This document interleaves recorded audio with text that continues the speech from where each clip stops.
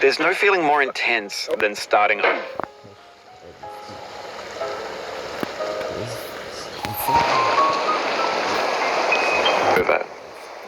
If you deleted your homework the day before it was due, as I have, or if you left your wallet at home and you have to go back after spending an hour in the commute. If you won some money at the casino and then put all your winnings on red but it came up black. If you got your best shirt dry cleaned before a wedding and then immediately dropped food on it. If you won an argument with a friend and then later discovered that they just returned to their original view. Starting over is harder than starting up. If you're not ready for that, like if you've already had a bad day, then what you're about to go through might be too much. Feel free to go away and come back. I'll be here. All right, thanks for coming with me on this trip. I'll understand if you have to take a break at any point. Just find a safe place to stop and quit the game. And don't worry, I'll save your progress, always, even your mistakes. This game is a homage to a free game that came out in 2002 called Sexy Hiking. The author of that game was Jazuo, a mysterious Czech designer who was known at the time as the father of B games. And B games are rough assemblages of found objects. Designers slap them together very quickly and freely, and they're often too rough and unfriendly to gain much of a following. They're built more for the joy of building them than as polished products. In a certain way, Sexy Hiking is the perfect embodiment of a B game. It's built almost entirely out of found and recycled parts, and it's one of the most unusual and unfriendly games of its time. In it, your task is simply to drag yourself up a mountain with a hammer. And that act of climbing, in the digital world or in real life, has certain essential properties that give the game its flavor. No amount of forward progress is guaranteed. Some cliffs are too sheer or too slippery. And the player is constantly, unremittingly in danger of falling and losing everything. Anyway, when you start Sexy Hiking, you're standing next to this dead tree that blocks the way to the entire rest of the game. It might take you an hour to get over that tree. A lot of people never got past it. You prod and you poke at it, exploring the limits of your reach and your strength, trying to find a way up and over. And there's a sense of truth in that lack of compromise. Most obstacles in video game worlds are fake. You can be completely confident in your ability to get through them once you have the correct method or the correct equipment or just by spending enough time. In that sense, every pixelated obstacle in Sexy Hiking is real.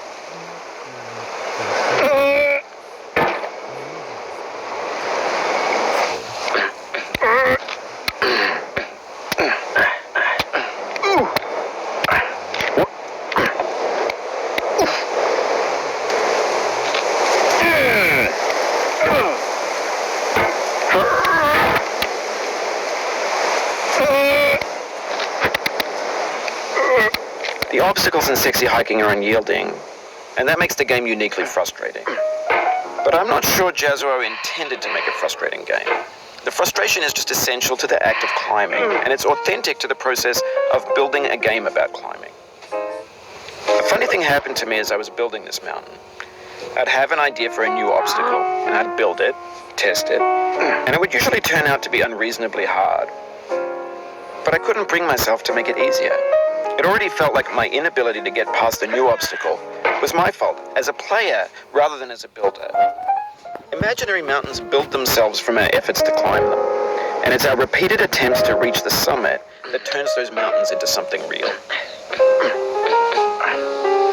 When you're building a video game world, you're building with ideas. And that can be like working with quickset cement. You mold your ideas into a certain shape that can be played with. And in the process of playing with them, they begin to harden and set until they're immutable, like rock. And at that point, you can't change the world. Not without breaking it into pieces and starting fresh with new ideas.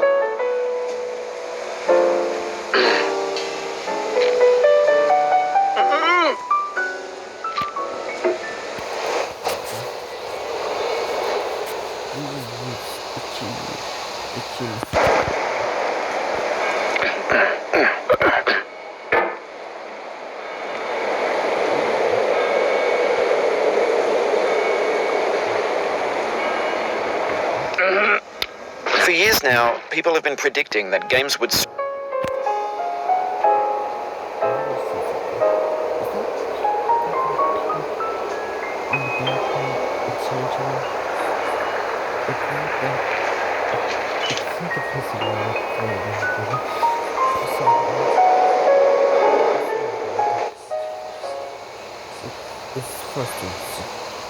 be made out of prefabricated objects, bought in a store and assembled into a world.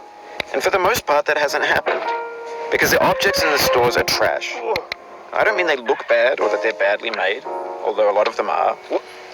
I mean they're trash in the way that food becomes trash as soon as you put it in the sink. Things are made to be consumed and used in a certain context, and once the moment is gone, they transform into garbage. In the context of technology, those moments pass by in seconds.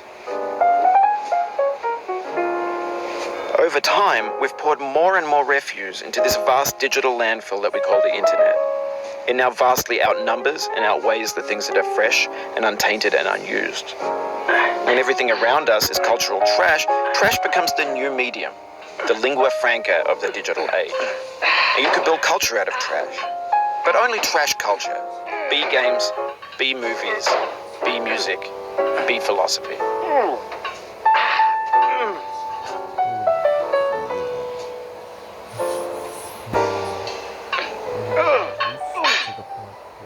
Maybe this is what digital culture is.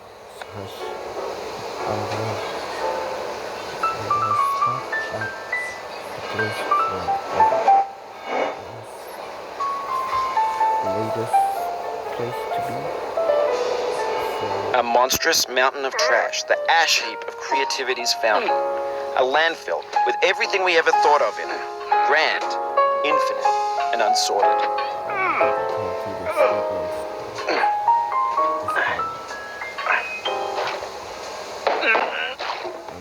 There's 3D models of breakfast. Shut up.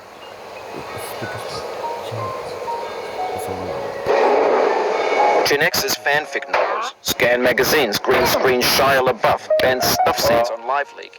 Facebook's got lifelike bots with unbranded adverts and candid shots of Kanye and Taylor Swift mashups, car crash epic failed GIFs, Russian dashcam vids, discussions of McRibs. Discarded, forgotten, unrecycled, muddled, rotten, untitled.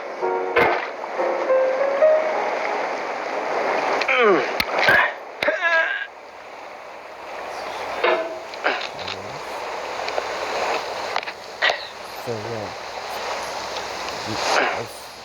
that was my problem. That's the problem. I counted like on my first. It falls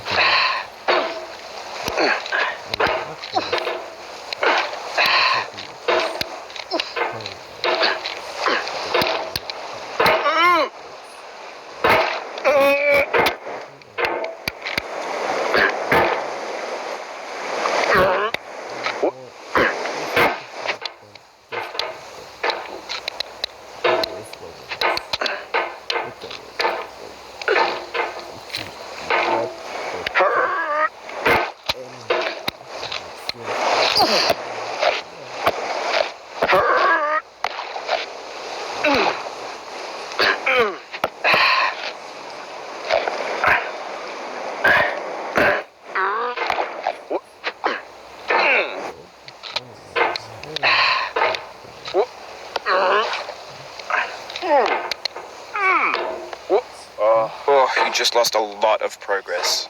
That's a deep frustration. I think that's a bit too late for that. A real punch in the gut.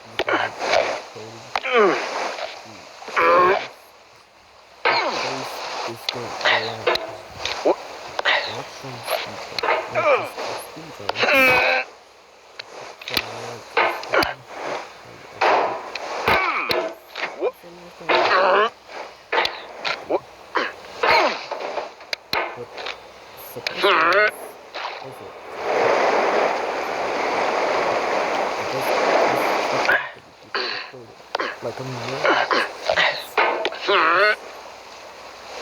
Oh my god, the fucking mosquito, oh my god.